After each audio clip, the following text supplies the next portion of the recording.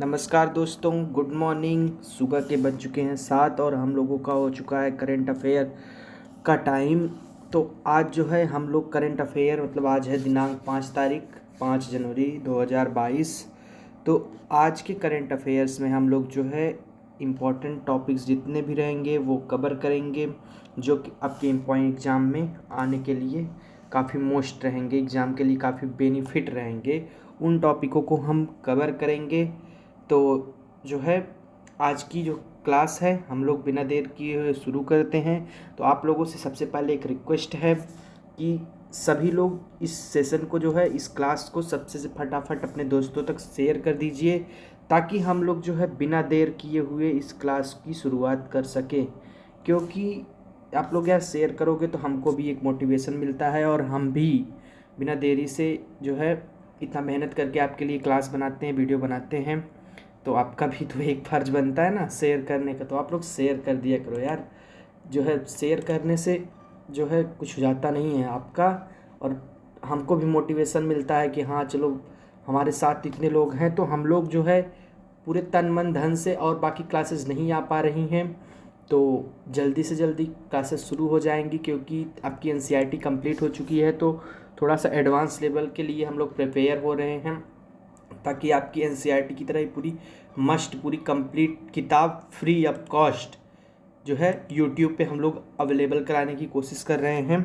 तो इसके लिए भी ये क्लासेस भी जल्दी से जल्दी शुरू हो जाएंगी। पॉलिटी की स्टार्ट है, ज्योति मैम काफ़ी बीमार हैं तो इस वजह से जो है पॉलिटी की क्लास नहीं आ पा रही है जो है।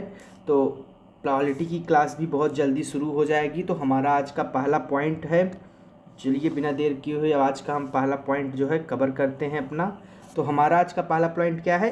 एप्पल का पूंजीकरण। एप्पल आईफोन जो कंपनी बनाती है एप्पल, तो एप्पल का पूंजीकरण जो हुआ है वो कब कितना हो गया है? वो 3 ट्रिलियन हो गया है। यह उपलब्धि हासिल करने वाली पहली कंपनी बन गई, मतलब कि दुनिया की पहली ऐसी कंपनी जिसने 3 ट्रिलियन का पूंजीकरण जो है बना लिया है। एप्पल जो है अपना 3 ट्रिलियन का पूंजीकरण जो है पूरा बना लिया है। यह दुनिया की पहली ऐसी कंपनी है जिसने अपना 3 ट्रिलियन का पूंजीकरण जो है वह हासिल कर लिया है, और यह पहली कंपनी बन गई है। ठीक है ना? तो एप्पल का बाजार पूंजीकरण सोमवार को कुछ देर के लिए 3 ट्रिलियन हो गया है। मतलब कि जो उसका बाजार था, शेयर था, वो 3 ट्रिलियन हो गया था। यह उपलब्धि हासिल करने वाली वह दुनिया की पहली सूचीबद्ध कंपनी है। मतलब कि जो सूचियों में होती है तो वो पहली कंपनी है दुनिया की एप्पल, जिसने अपना 3 ट्रिलियन जो है बना लिया है पूंजीकरण। ठीक है ना? तो पिछले 3 वर्षों में एप्पल के शेयरों में 360% से अधिक तेजी आई है। मतलब कि एप्पल का जो पूंजीकरण है वो पिछले 3 वर्षों में, 3 सालों में, जो पीछे के 3 साल हैं उसमें जो है 360% की जो है ग्रोथ देखने को मिली है। अगस्त में जो है, अगस्त 2018 में एप्पल की 1 ट्रिलियन थी पूंजीकरण। मतलब एप्पल की जो पूंजीकरण थी वो कितनी थी? 1 ट्रिलियन थी। 2020 में 2 ट्रिलियन हो गई, और 2022 में समझ लीजिए 3 ट्रिलियन हो गई। तो इतना ग्रोथ हुआ है एप्पल में। ठीक है ना? तो हमारा सेकंड पॉइंट क्या है? हमारा सेकंड पॉइंट है इंटरनेट के बगैर डिजिटल पेमेंट के लिए आरबीआई ने जारी की रूपरेखा। गले में थोड़ा खरांश है तो इसके लिए माफ़ी चाहते हैं हम। तो अब देखिए क्या है कि जो डिजिटल पेमेंट है, आप लगभग हमारे ख्याल से तो सभी लोग यूज करते होंगे। एंड्रॉयड यूजर जितने भी हैं वो लगभग मेरे ख्याल से सब लोग यूज करते हैं ना। तो क्या है कि ये डिजिटल पेमेंट आजकल काफ़ी बढ़ावा मिल रहा है। डिजिटल पेमेंट के बढ़ावा मिले भी क्यों ना भाई, इतनी अच्छी सिस्टम है, इतनी अच्छी टेक्नोलॉजी के जरिए होता है पेमेंट। लेकिन एक मतलब इसमें अगर आप लोग बाधा फेस कर रहे होंगे, कभी कभी ये बाधा आप लोगों को, आप सभी को भी फेस करने को मिली होगी। वो बाधा कौन सी थी? वो बाधा ये थी कि कभी कभी इंटरनेट नहीं रहा। आप ऐसे जगह पे हैं जहाँ पे आप पेमेंट करना चाहते हैं। मान लीजिए कि कहीं जा रहे हैं आप, मान लो ऑटो से ही कहीं जा रहे हैं या किसी भी तरीके से जा रहे हैं। तो क्या हुआ कि आपके अकाउंट मतलब आपके बैंक अकाउंट में पैसे हैं, आपके पास भी पैसे हैं, मान लीजिए 500 रुपये का नोट हुआ आपके पास, और अब 500 रुपये का नोट हुआ और आपका किराया कितना हुआ 10 रुपये। तो अब आपको सबसे ज़्यादा बुरा कब लगता है कि 500 रुपये के लिए आपका 10 रुपये के लिए 500 का नोट आपका चेंज हो गया। अब आपके पास 490, तो वो जो 490 बचते हैं ना, वो उतना यूज में नहीं आ पाते, मतलब वो यूज, हालांकि पैसे तो रहते हैं, वो फिर जल्दी जल्दी ख़त्म होने लगते हैं, और जो 500 की नोट रहती है वो आपकी सेफ्टी से बच रही है, थोड़ा यहाँ पर बचत भी होता है। और प्लस अब मान लीजिए कि आपका डिजिटल पेमेंट मतलब अब इंटरनेट अगर वहाँ पे चल रहा होता तो आपने गूगल पे, फ़ोन पे, पेटीएम या फिर किसी भी यूपीआई के थ्रू आप मनी ट्रांसफ़र कर लेते हैं ना।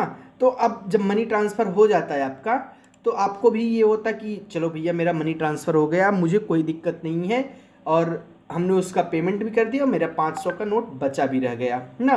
तो यहाँ पे आरबीआई ने अब क्या किया कि आरबीआई ने कहा कि हम एक ऐसी प्लानिंग करेंगे, ऐसी स्कीम लाएंगे जिसके तहत आप पेमेंट करोगे, आपका चार्ज नहीं कटेगा, मतलब सॉरी चार्ज कटेगा, मतलब पेमेंट करोगे किसी भी इंटरनेट की ज़रूरत नहीं पड़ेगी। आप पेमेंट कर रहे हो, आपका पैसा कभी कभी देखिए प्रोसेसिंग में चला जाता है इंटरनेट स्लो होने की वजह से, या फिर किसी भी तरीके से रुक जाता है, पैसा फंस जाता है। तो इसके लिए आरबीआई ने कहा कि अब जो है 2000 रुपये तक, कितना 2000, इसकी सीमा अभी लगा रखी है आरबीआई ने कि 2000 रुपये तक जो है आप पेमेंट कर सकते हो, जिसके लिए आपको इंटरनेट की ज़रूरत नहीं पड़ेगी। समझ रहे हो ना कि 2000 रुपये की अभी भुगतान सीमा लगा रखी है आरबीआई ने कि 2000 रुपये जो है आप कर सकते हो, और हर ट्रांजैक्शन में कम से मतलब ज़्यादा से ज़्यादा आप 200 रुपये तक कर सकते हो। मतलब कि आपको जो है एक सीमा लगा के रखी है। हालांकि हमें ऐसा लगता है कि ये सीमाएं आगे चल के और बढ़ाई जाएंगी या फिर कुछ और तरीके से की जाएंगी, लेकिन फ़िलहाल अभी ये ट्रायल के लिए हो रहा होगा, हमें लगता है जैसा। तो ये जो है आपके लिए काफ़ी बेनिफिट होगा, आपके लिए, हम सभी के लिए बेनिफिट होगा भाई।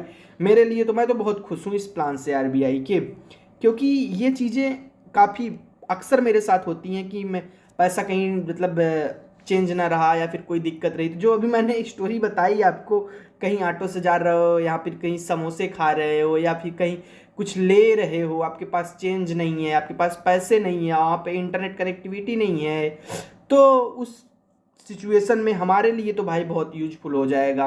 तो समझ सकते हो ना कितना यूजफुल होगा ये चीज़ें आपको। तो आप ऐसे भुगतान में जो है आप बहुत अच्छा हो जाएगा, ये सुविधा तो मुझे बहुत पसंद है, ठीक है ना। तो आई थिंक ये पॉइंट आप लोग समझ गए होंगे। अब हम नेक्स्ट पॉइंट की तरफ बढ़ते हैं। तो हमारा नेक्स्ट पॉइंट क्या है? दक्षिणी ध्रुव पर अकेली पहुंची ब्रिटिश आर्मी अफसर, ऐसा करने वाली पहली गैर श्वेत महिला बनी। मतलब कि पहली गैर श्वेत महिला जो है बनी दक्षिणी ध्रुव पर पहुंचने वाली ब्रिटिश आर्मी की, कौन है? अफसर हैं, ठीक है। ब्रिटिश आर्मी की अफसर सिख महिला, ये सिख भी हैं, मतलब कि धर्म से सिख हैं, और अधिकारी प्रीति चंडी जो है ने दक्षिणी ध्रुव पर अकेले सफर कर इतिहास रच दिया है, ठीक है। ये अकेले गई हैं, ये सिख हैं, ठीक है। इनका नाम क्या है? प्रीति चंडी। मतलब कि कभी कभी एग्जाम में आपके पूछा जा सकता है कि दक्षिणी ध्रुव पर गैर श्वेत पहली महिला कौन है, तो आप लोग लिख सकते हो प्रीति चंडी। इनका नाम क्या है? प्रीति चंडी, ठीक है ना। 32 वर्ष की उम्र है चंडी जी की, और इन्होंने 40 दिनों में 700 मील, 700 मील मतलब कि 1026 किलोमीटर का जो है सफ़र तय किया, इन्होंने ट्रैक पूरा किया है। CNN भैया इसमें कौन सी खेत की मूली आ गई? तो CNN एक न्यूज़ एजेंसी है, ठीक है। CNN क्या है? CNN न्यूज़ की एजेंसी है। चंडी से यह मुकाम हासिल करने में CNN के मुताबिक जो है हासिल करने में पहली गैर श्वेत महिला हैं। ब्रिटिश आर्मी ने चंडी की तस्वीर शेयर कर शाबाश कहा। तो मतलब कि ये तो मान लो नहीं इंपॉर्टेंट हुआ, तो यहाँ पे इंपॉर्टेंट हमारे लिए क्या हो जाता है? 40 दिनों का सफ़र, 700 मील की दूरी, और सिख महिला, नाम इनका प्रीति चंडी, पहली गैर श्वेत महिला है जिन्होंने दक्षिणी ध्रुव पर पहुंचने का काम किया है, ठीक है ना। अब हम बात करते हैं नेक्स्ट टॉपिक की तरफ, नेक्स्ट पॉइंट की तरफ। तो हमारा नेक्स्ट पॉइंट आज का है, अलका मित्तल बनी सरकारी एनर्जी कंपनी ONGC की पहली महिला CMD, ठीक है ना। पहली ONGC मतलब समझ रहे हो ना, यहाँ पे देखिए ONGC का फुल फॉर्म भी दे रखा है गया है। तो ONGC का फुल फॉर्म है सरकारी energy company oil and natural gas corporation, oil and nature gas corporation, ठीक है। सरकारी एनर्जी कंपनी है ये, सरकारी एनर्जी कंपनी, इसका नाम क्या है, ONGC का नाम है oil and natural gas corporation, ठीक है ना। तो जो है ONGC का को मानव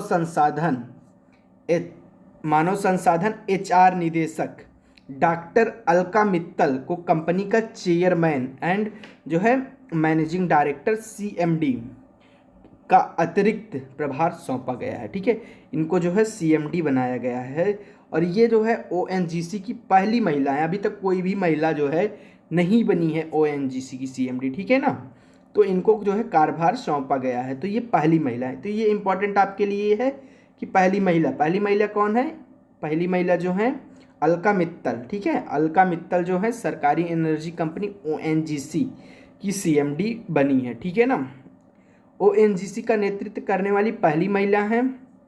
इसके पूर्व कौन थे इसके CMD, तो इसके पूर्व थे सुभाष कुमार जो कि 31 दिसंबर 2021 को रिटायर हो गए थे, ठीक है ना। अब बात करते हैं हम नेक्स्ट पॉइंट की तरफ। तो नेक्स्ट पॉइंट हमारा क्या है, काफ़ी दुखद मतलब न्यूज़ है। कोविड-19 संकट के कारण 2022 में दिवालिया हो सकता है श्रीलंका, ठीक है ना। श्रीलंका दिवालिया हो सकता है, ये काफ़ी जो है दुखद खबर है कि श्रीलंका भारत का पड़ोसी देश भी कहलाता है। तो यह जो है कोविड-19 की वजह से दिवालिया हो सकता है, ठीक है ना। अब कैसे, तो द गार्डियन की रिपोर्ट जो है, द गार्डियन न्यूज़ एजेंसी है, कोई एजेंसी है, ये रिपोर्ट, इनके रिपोर्ट के अनुसार जो है श्रीलंका गहरे वित्तीय और मानवीय संकट से गुजर रहा है, ठीक है ना। मतलब कि काफ़ी वहाँ पे दिक्कत हो रही है। 2022 में दिवालिया हो सकता है श्रीलंका, ठीक है। श्रीलंका को अगले 12 महीनों में 7.3 अरब घरेलू और विदेशी कर्ज चुकाना है। मतलब कि 12 महीने में 7.3 अरब डॉलर का घरेलू और विदेशी कर्ज चुकाना है श्रीलंका को, ठीक है। वर्ल्ड बैंक के अनुमान के अनुसार कोविड-19 की शुरुआत के बाद से 5 लाख श्रीलंकाई गरीबी रेखा के नीचे आ गए हैं। मतलब कि जो गरीब की रेखा मानदंड होता है उसके नीचे आ चुके हैं ये लोग, श्रीलंकाई जो हैं उसके नीचे आ चुके हैं, गरीबी रेखा के नीचे जीवन यापन करने लग रहे हैं। तो 2022 में जो है श्रीलंका क्या दिवालिया हो सकता है, किसकी रिपोर्ट के अनुसार, द गार्डियन की रिपोर्ट के अनुसार, ठीक है। ये चीज़ आप लोग ध्यान रखना, ये इसका नाम आप लोग नोट करके रख लो अपने नोट्स में, क्योंकि ये एग्जाम में इस तरह से प्रश्न घुमा के पूछे जा सकते हैं, है ना। तो अब बात करते हैं हम नेक्स्ट पॉइंट की तरफ। तो हमारा नेक्स्ट पॉइंट है इसरो का इस वर्ष स्वतंत्रता दिवस से पहले गगनयान मिशन की पहली उड़ान का प्रक्षेपण लक्ष्य, मतलब गगनयान का जो उड़ान है वो स्वतंत्रता यानी कि 15 अगस्त से पहले प्रक्षेपण करने का लक्ष्य है इसरो का, ठीक है। अब देखिए अंतर्राष्ट्रीय अंतरिक्ष अनुसंधान संगठन इसरो ने इस वर्ष स्वतंत्रता दिवस के पहले गगन मिशन के तहत पूर्व नियोजित 2 मानव रहित उड़ानों में से पहली उड़ान का प्रक्षेपण करने का लक्ष्य निर्धारित किया है।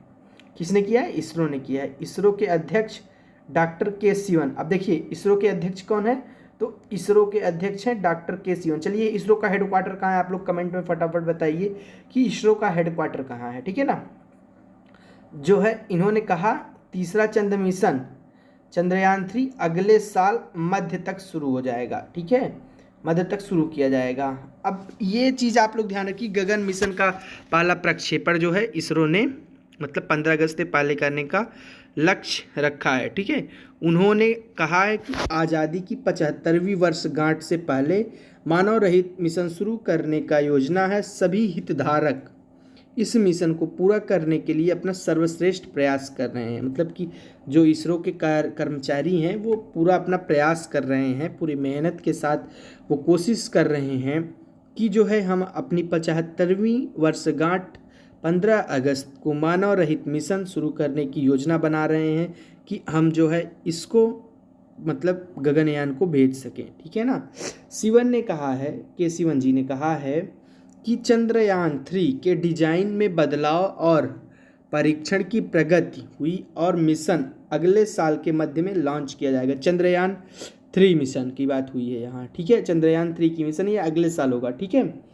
भारत के पहले सौर मिशन आदित्य एल सहित सभी बड़े वैज्ञानिक, जो भारत का पहला सौर मिशन, अब देखिए यहाँ पे आपको एक चीज़ और मिल गया। भारत का पहला सौर मिशन कौन सा है, तो आदित्य एल है। आदित्य L1 के जो वैज्ञानिक हैं 2021 में होने वाली महामारी लहर को इसकी छोड़ने, मतलब कि जो कर्मचारी हैं आदित्य L1 जैसे मिशन के, तो वो भी इसको जो है लॉन्च करने में लगे हुए हैं कि ये मिशन जल्दी से जल्दी सफलतापूर्वक लॉन्च किया जा सके। ठीक है ना। हमारा आखिरी पॉइंट है, इजराइल जल्द ही 60 वर्ष और उससे अधिक आयु के लोगों को कोरोना वैक्सीन का चौथा टीकाकरण जो है शुरू करने वाला है। ठीक है ना। तो इजराइल जो है और ऐसा करने वाला जो है पहला देश हमारे ख्याल से बन जाएगा, क्योंकि चौथा टीकाकरण लागू करने वाला इजराइल पहला देश बन जाएगा। देखिए, इजराइल जल्द ही 60 वर्ष से अधिक आयु के लोगों को कोरोना वैक्सीन का जो है मतलब बूस्टर डोज जो होता है उसका टीकाकरण का चौथा लगाना शुरू। इसके साथ ही इजराइल दुनिया का पहला ऐसा देश बन जाएगा जिसने ओमिक्रॉन संक्रमण से लड़ने के लिए अतिरिक्त टीके लगाने की शुरुआत की है। मतलब कि जो है ओमिक्रॉन वेरिएंट जो आया है इससे लड़ने के लिए क्या किया है, अतिरिक्त टीका लगाने की शुरुआत की हुई है इजराइल ने, कि हम अतिरिक्त टीका लगाएंगे तो हम अपने यहाँ के लोगों को सुरक्षित रख सकते हैं, और यह पहला देश बन जाएगा ऐसा करने वाला। ठीक है ना। तो अगर आप लोग अभी तक हमारे व्हाट्सएप ग्रुप से नहीं जुड़े हो तो अभी के अभी आप दिए गए नंबर पे, स्क्रीन पे नंबर आपको शो हो रहा होगा, एक बार मैं जूम भी कर देता हूँ तो आपको बड़े बड़े अक्षरों में दिखने लगेगा। ठीक है ना। तो आप लोग व्हाट्सएप ग्रुप में जो है हमारे इस नंबर पे 9450478982 पर मैसेज करके आप लोग हमारे IAS पॉइंट के व्हाट्सएप ग्रुप से जुड़ सकते हैं। आप लोगों ने अभी तक इंस्टाग्राम पे IAS पॉइंट को नहीं फॉलो किया है तो आप वहाँ पे जो है IAS.1 करके, IAS पॉइंट के नाम से कई सारे आपको फर्जी अकाउंट भी मिल जाएंगे, तो इस चीज़ को ध्यान रखिएगा। IAS पॉइंट की ऑफिशियल जो ID है वो IAS.1 ही है। इसके अलावा कोई IAS पॉइंट का ट्विटर अकाउंट नहीं है, ट्विटर अकाउंट भी नहीं है और न ही जो है ऑफिशियल अकाउंट, सिर्फ हमारा एक ही है। तो आप लोग हमारे IAS पॉइंट को फेसबुक, इंस्टाग्राम, ट्विटर पे फॉलो करिए। हमारा अभी टेलीग्राम चैनल जो था वो बैन हो चुका है, तो अभी कोई नया टेलीग्राम चैनल नहीं है। जैसे ही नया टेलीग्राम चैनल आ जाएगा आप लोगों को इन्फॉर्म किया जाएगा। तब तक के लिए bye bye and take care. कल फिर इसी टाइम पे हम आप लोगों से मिलते हैं।